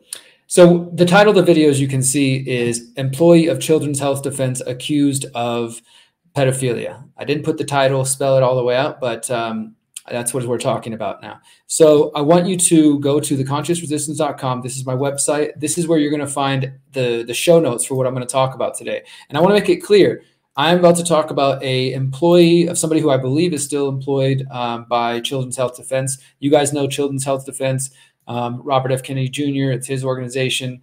And he stepped away, of course, while he's running for president. But that's what we're talking about. You can go to theconsciousresistance.com. You can see this post, employee of Children's Health Defense accused of pedophilia. And when you open that link, you're going to see some of the show notes. And so I've got some things to share. I want to warn you, I would say some graphic content, some disturbing content that I'm about to share with you.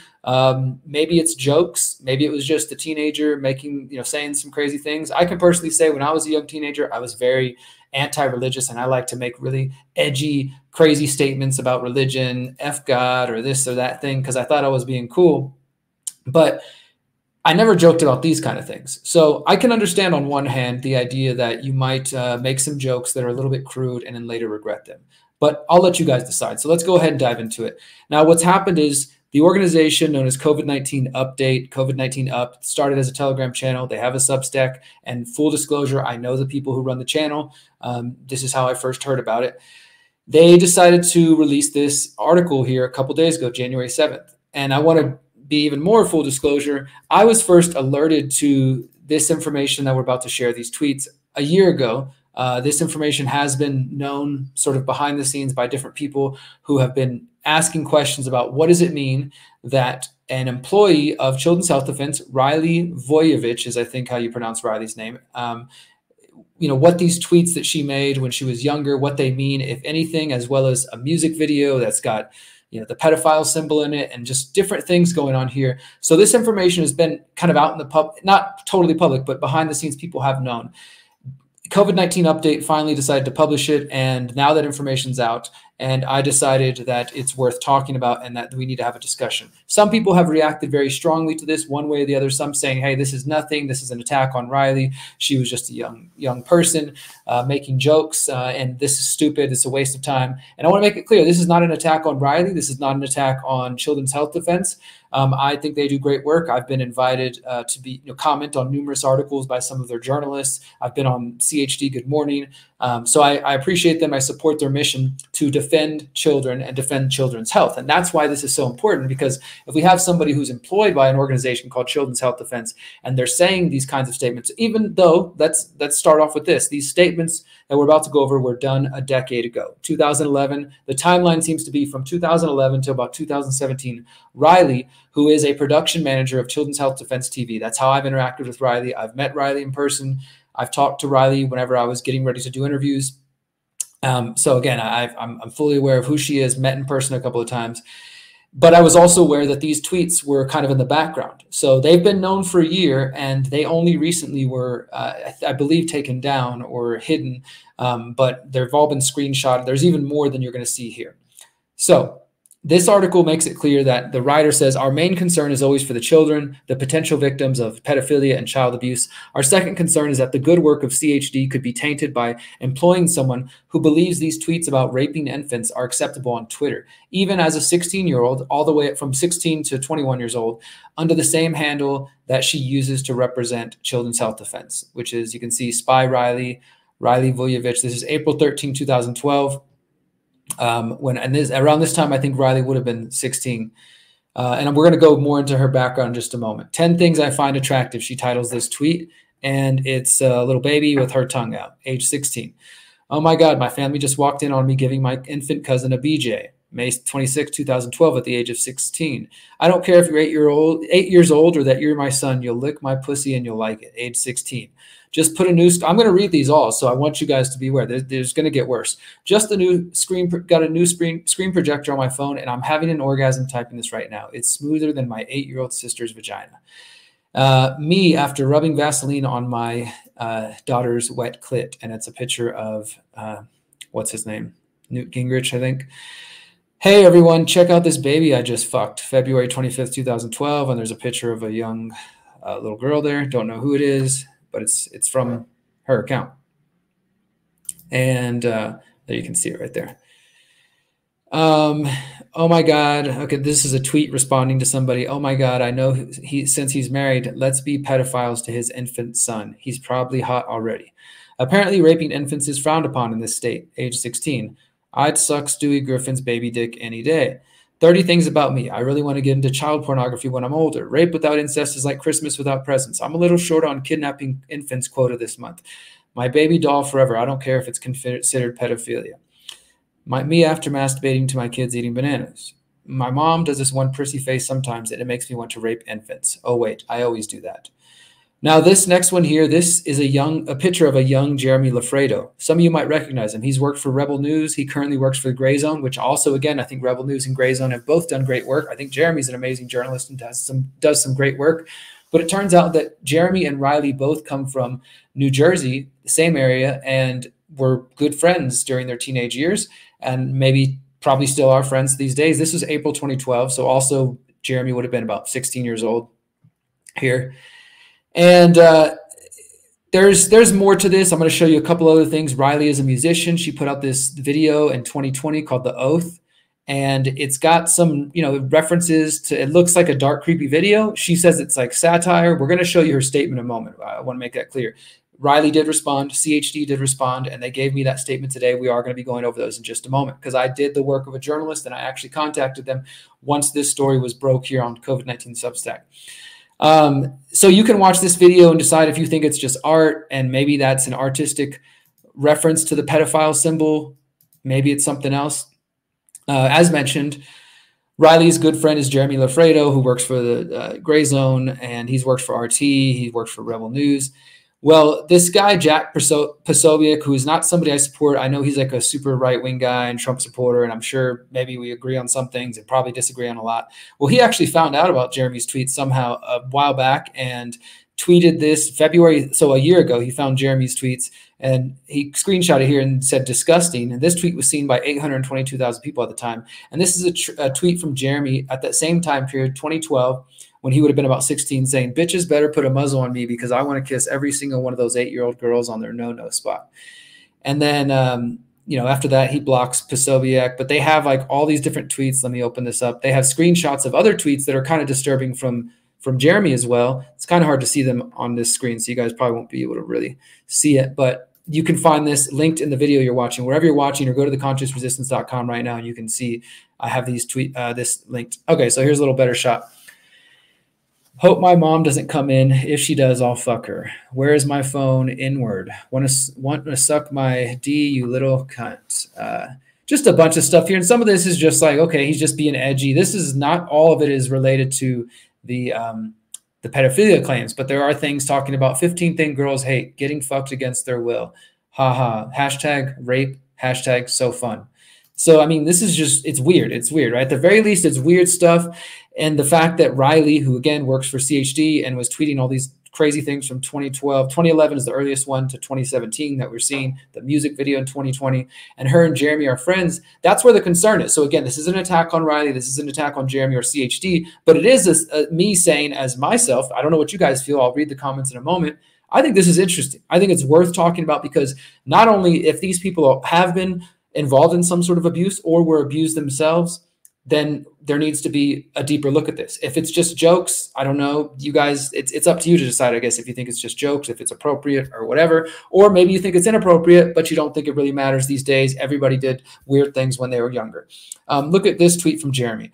My grandma stuffs the turkey with stuffing. I stuff my grandma with cock. It's a family tree sort of thing. I don't know. I mean, and so here's Jeremy responding saying, those tweets were cringe 9th grade attempts at humor. And even though they were dredged up by a former naval intelligence officer who once war with China, he's talking about Posobiec, I regret the offensive jokes. Here's a photo of me in 2011. And he says the same year I was supposedly a dangerous and racist pedophile. And then they have more tweets here just showing the relationship between Jeremy and Riley. Again, I think you guys have kind of got the point. Now, here's the thing. There's another kind of interesting connection. That tweet about Riley saying, oh, my God, my family just walked in on me giving my infant cousin a BJ. Jeremy Lafredo retweeted that. And so, again, you kind of see the connection. You see them liking each other's stuff. Now, another interesting thing, and again, this isn't a crime. I want you guys to tell me, what do you think? What do you think that this I don't know, what do you want to make of it? But she was definitely into Marina Abramovich's spirit cooking. Now, for those who know Marina Abramovich, she's allegedly an artist, we're told, but she does a lot of stuff that people believe looks satanic. There was a weird, you go to my website, search Microsoft and her name, you'll find a weird commercial her and Microsoft did a couple years that they immediately took down. And, Riley's tweeting about it. And because of this article, she said, yes, I knew who Marina Abramovich was before it was cool. And this is because she had tweeted in 2014, Marina Abramovich just held my opalite stone and focused her energy into it. Now I can carry her. And she said, when you and your girl have a joint Grubhub account with the password spirit cooking.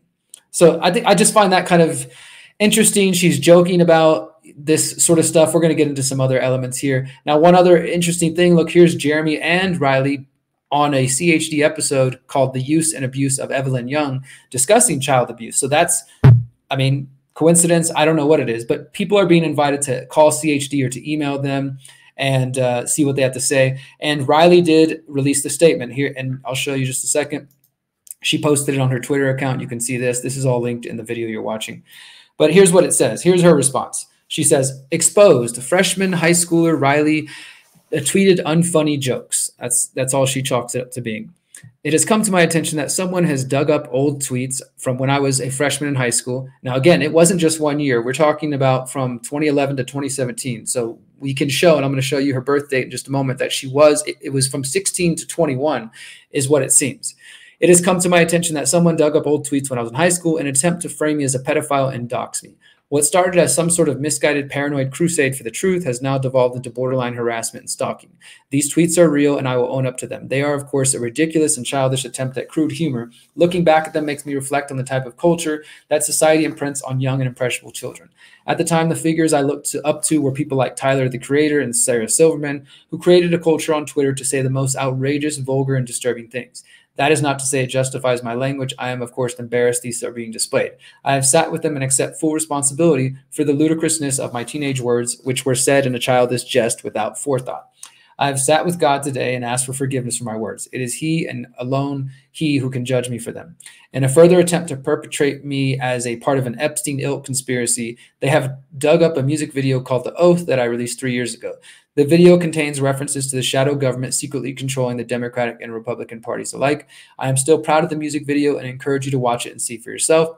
Anyone who knows me that it is my life's mission knows that it is my life mission to fight these very forces, and that part of the way to fight them is by caricaturing them. It is also true that I used to be a Lady Gaga fan. As a young and budding lesbian in 2012, I hardly see any crime in this, though of course now I recognize her as a corporate shill for the ruling class. The only thing I can do is trust that the lives of whom I've touched in any beneficial way will support me and stand with me. I do not wish harm or retaliation on this misguided soul attacking me. I only wish that he used his strength and talents to fight against the true enemy, who is not me. God alone will lead the course for me. Yours and revolutionary love forever. So that's her statement. And the COVID-19 up here, they themselves responded and said, their response is, you'd be hard-pressed to find anyone, even a teenager, who would be comfortable repeatedly joking in that way. Is it enough to take someone's word, or is it safer for them to not be currently working in a role involving children? People donate millions of dollars to Children's Health Defense, and she kept those tweets and hundreds more like them there for anyone to see under the same username. Say it was a joke. Did Riley not, let's say it was a joke, did Riley not consider she may be a liability to CHD after Jeremy Lafredo's tweets were resurfaced? And I think these are all fair questions. So that's the post. It's there. It's linked where you're watching. Now, I did go to CHD this morning, and you can notice this, that Riley, I don't know if there was other posts in the past. I looked to try to see if there was any saved on archive. There wasn't. But as of now, when you go to Riley's author page, it's totally empty. And there's basically no bio. There's no reference to her on the website anymore. And if you do go to her, here's her statement on Twitter. And if you notice now, her bio has changed to say free agent. It used to say production manager for CHD. So it appears that she may have been fired. But I did, as I mentioned, I did reach out to Children's Health Defense to get a statement. And this is what they told me right here. And this is the first time that this is being shared. I haven't shared this anywhere else, so you guys are getting it first here. Our mission at Children's Health Defense is to protect children and freedom. We are aware of an article published on January 7th concerning allegations of misconduct against one of our employees. We take these allegations very seriously and are conducting an internal administrative investigation. CHD will not speculate or make any comment on these allegations while this investigation is ongoing. We ask that you respect the privacy of parties involved, the CHD press team. So you heard the Substack, what they claimed. You heard Riley's statements. I also did reach out to Riley this morning to ask if she wanted to speak with me at all, to share. I had a couple of questions that I would have liked to ask her for this report, and I'll share those in just a moment. I didn't hear back from her, so I wasn't able to get any more comment other than what she said, which we shared. And now this is CHD's official statement. It's now made public. I'll be putting this on my website, and I encourage anybody else who cares about this to put this statement out in case anybody is curious, because that's the big thing. This is one of the questions is an organization that calls itself Children's Health Defense. Imagine this. Right now, this is what's happening here. This is coming from the independent media. Independent media, alternative media people found this and are trying to hold Children's Health Defense accountable, or at least the person who said it accountable, and trying to say, hey, Children's Health Defense, is this something that you're okay with? We support your work, but we don't think you should be employing something like this. That's what the person who published this is essentially calling for, saying, will you address this? If these tweets are real, then is it okay for this person to still work for you? What do you think, right? And I want to hear your comments. I'm reading comments on Instagram, on Rokfin, on Odyssey, and everywhere else. I definitely think that these are problematic tweets. I'm going to show you the ages in just a moment. This was 16 to 21 years old. She made the video 2020, so that was just a couple of years ago. That was 2024. I think she would have been 24 years old, excuse me. But maybe it is just an artistic caricature of the New World Order, the shadow government, you could say that. And maybe as part of that, she decided it was appropriate to put in the sort of pedophile, man boy love, I think is the one, on the TV and in the video. It could just be, again, a caricature kind of making fun of that, but it's weird. It doesn't, for me, I wouldn't make that choice artistically to use that symbol and to see what's going on. So I did reach out to Children's Health Defense. If anybody else is interested in reaching out to them, they do have a contact page at childrenshealthdefense.org. You can fill out the contact form. They also have a number. If you want to text them, that's linked in this report over here. I texted them, they told me where to email, and then they emailed me back, and this is the official statement. So again, they said they're aware of the article concerning allegations of misconduct against one of our employees. So it seems she's still employed. They said she's one of their employees. We take these allegations very seriously, and we're conducting an internal administrative investigation. So that tells us two things. They know about these claims, they've read it, they've seen it, and that they are investigating it, and we'll see what comes out of that. We'll have to see if there's any other further official statement. But what do you guys think? I mean, is what Riley said, is there anything wrong with it? Is this all normal? Are we just blowing this out of water? Like, is this stupid for me to even report about that? I'm sure some of you are going to tell me in the comments, Derrick, this is a waste of time. There's more important things. But guys, there's always more important things. But at the same time, we have to recognize this. What I was saying a moment ago, this is independent media reporting on this. What if the mainstream media had found this first? This next clip is from Johnny Vedmore and his article on Jeffrey Epstein and Nicole Junkerman. It worked. The paper is quick guide to linking Israel's ongoing cooperation with the US military as a positive aspect to the Iraq war. But the paper soon descends into a propaganda aid in the defeat of any arguments defending the embattled Palestinian people. It is a must-read document for all those who enjoy anything Orwellian. In 2003, there was one reporter who was seriously ahead of the game. On the 1st of August 2003, Bob Fitrakis published an article on his freepress.org website entitled The Wexner War. In it, he says, when the Wexner analysis report was leaked, it caused a stir, but no questioning of Wexner's little explored relationships with Epstein and Fisher. Frank Lutz, sick, because it was Frank Luntz, the Republican Party pollster and spin doctor, prepared the Wexner analysis. Luntz's report essentially outlines a political PR campaign as the post-war dust settles over the Iraqi desert. Fitrakis finishes his enthralling article by stating lobbying groups like the Mega Group and government insiders like Wolfowitz and Richard Pearl are engaged in a systematic campaign to identify Israeli national security interests with the US military and security interests. The Wexner analysis merely documents these extensive, often covert campaigns that deserve public debate and democratic discourse, not secret PR campaigns. Maybe Epstein was simply lobbying the senators for his pal and probable fellow agent, Leslie Wexner. I say fellow agent. Wexner had multiple links with all sorts of American intelligence people and with Mossad. And I think, like I say, Epstein was an interlocutor. So Wexner was helping fund certain things that were good for Epstein and good for the CIA and good for Wexner. Everybody has to benefit, or the CIA doesn't get to function with the best. They let their agents make some money. You can be sure about that. They need cover, don't they? Oh, I'm just a rich man walking around. Where do you make that money? Well, I'm not going to tell you because it put lots of kids in the ground. Anyway, conclusion. Can I say that I've identified the location of Jeffrey Epstein and Nicole Junkerman on September the 1st, 2002? Probably.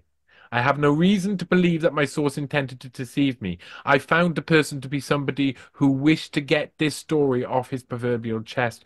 Many of the claims could be verified. That is all the information that I've been able to gather so far, and it seems to suggest a hidden world of influencing, warmongering, and outright control, but focused, and an out of control, but focused Israeli propaganda machine. My Junkerman article has taught me a few important things. There are thousands of people who want to reveal the truth. They're being attacked relentlessly for trying. The article had some collateral damage, and I'm sorry to the folks at Vote.com if I am really responsible for your site being cyber attacked and shut down. It was shut down, reopened to just archive. Vote.com, you can no longer add to it. It was opened up just archive. All because of the Junkerman stuff. It was bizarre. Well, it wasn't bizarre. Expected. I salute thee, fallen soldiers. The most important thing that I've learned was my specific place in investigative journalism. I am here to uncover the topsoil of an intriguing story and then leave it up to others to finish digging. So for now, I shall leave you all in the world which existed on September the 1st, 2002. I've not finished. I just require some new soil to turn, and I did. And there was motivation for that soon after. And this, later on, I made a Freedom of Information request to the Metropolitan Police, to the Ministry of Defense, and to a couple other services. And I asked on September 2002, even though I spelled guard wrong, on the 1st of September 2002, Metropolitan Police supplied police to guard 2 sitting US senators at Foxcote House in Ilmington, North Warwickshire. What is the identity of those 2? What was the identity of those 2 senators? Decision. The Metropolitan Police can neither confirm or deny whether the information you requested as a duty of Section 1, the Freedom of Information Act 2000, the Act, does not apply by virtue of the following exemptions: national security, international relations, law enforcement, health and safety, and personal information. So basically it says a decision because they're 2 sitting US senators, that's national security, and you can't tell. So they can't tell me, because of reasons of national security, why Jeffrey Epstein, a potential CIA working for Mossad, a potential Mossad agent working with the CIA, and who knows, it's agent, why an agent was in the UK and who he was meeting. That's national security. Yes, it is national security. It's national security we should know. P.S. I must say a massive thanks to Richie Allen Show, Jason Bamas, and Ed Opperman. They all saw how important the Junkerman connection was.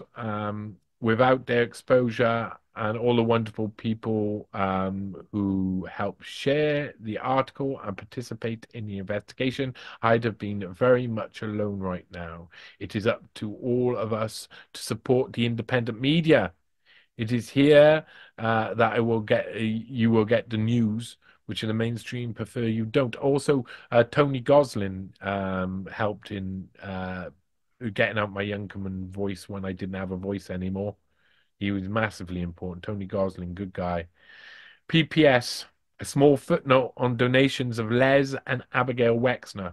Records from federal election commissions show that Leslie and Abigail Wexner have made many donations before and after September the 1st, 2002 to Democratic and Republican political organizations, but their donations to individuals were rarer. Between the period of September the 27th, 2000 and June the 21st, 2004, they gave personal donations to 5 of the 100 senators who were sitting in September 2002. Those were Max Baucus, Mike DeWine, Trent Lott, Arlen Specter, and George Voinovich. The two closest payments to the date in question were Montana Democrat Max Baucus and Ohio Republican George Voinovich from Abigail Wexner and Les Wexner, respectively. But even more fascinating is the $5,000 donation given on the Saturday night of the event. Abigail Wexner donated the funds to the Ohio Democratic Party on August the 31st, 2002. And I think the most likely people to have been at Foxcoat House is one of these guys. It's Mike DeWine, who was big in Ohio, of course, where there's a lot going on, and of course linked in with Wexner. Max DeWine and John Kerry, I think it was those two personally, but I can't complete that off. And this is the investigation board for Nicole Junkerman 3.0, which is the next article. You see that I made I wrote an entire investigation board, and you can see I had to, after the this article, I had a massive censorship come upon me. I had microtaskers employed to wipe me off the internet, search down my name and get rid of it. I had loads of my stuff pulled off Google's through requests from legal firms. I had them silencing my voice through a German court, and then trying to make me pay for their censorship of me, which was just completely and utterly outrageous stuff. Nicole Junkerman, outrageous. And so I wrote this next article, which we'll go through on the next read through, which is Nicole Junkerman 3.0 model on Mossad, and it goes through everything from I could find about Nicole Junkerman from 1995 to 2020, and it is lots. You see there the people involved. Robert Louis Dreyfus is that head of Adidas I was talking about. His wife, who he was cheating on Nicole Junkerman with, runs off with Philip Hildebrand, the head of BlackRock. Eventually, you see her there with Monica Seles, there with Brad Pitt, there with Paul Allen, the other head of Microsoft. There in the Vatican having a baby christened. Up there, Ehud Barak, who she was in business with, 10th Prime Minister of Israel. Down there, kissing API oil baron Ferdinando Bracetti Peretti. Down there, Sepp Blatter's nephew, Philippe Blatter, who was the head of Infront Sports Media, bought up and sold a load of rights for the FIFA World Cup. In there, we can see Cindy Lopez and Jeffrey Epstein.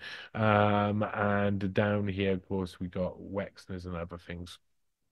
So a twisted web that is weaved. And down here, Health Tech Advisory Board and Nicole Junkerman meeting Theresa May. There she is in number 10, Downing Street. And the fourth of this is this man who aims to be mayor of London, one of the mayoral candidates. Daniel Korski, who you cannot trust this man at all. You cannot trust. This article goes through everything I could find about him. It was well ahead of anybody else, and no one saw him coming. I saw him coming a mile off. A mile off. I saw him in 2019 is when I first noticed him and really started looking into him, and that article was from 2020. And then down here you can watch an episode of Searching for Stanley if you do choose. And again, listen, buy me a coffee or become a patron.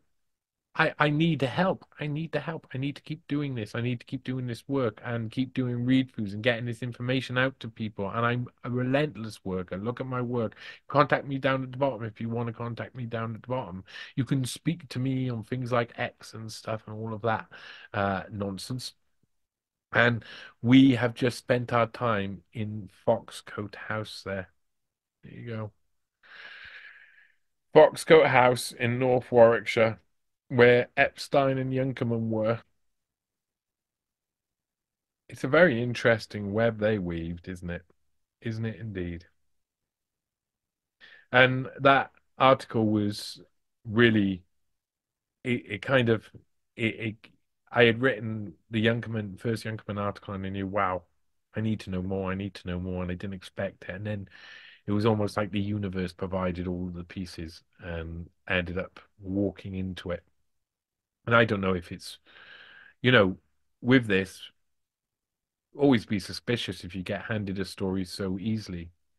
But I was looking for this story. I was putting out word that I was looking for this story, and then I found it. So I don't know which one it was. Whatever, I think I got roughly the truth. That's what happened, and those were the players involved. And there was hardly anybody. There was no big party going on in Foxcoat House. It was 2 women, Jeffrey Epstein, 2 senators. Work it out. You know what happened. We all know what happened. So, there you go. That's another Johnny Vedmore read through. Support me. Retweet, share, like, subscribe, whatever. Just do it. Just do it. Keep in touch. And there will be more to come. I promise you that. More to come.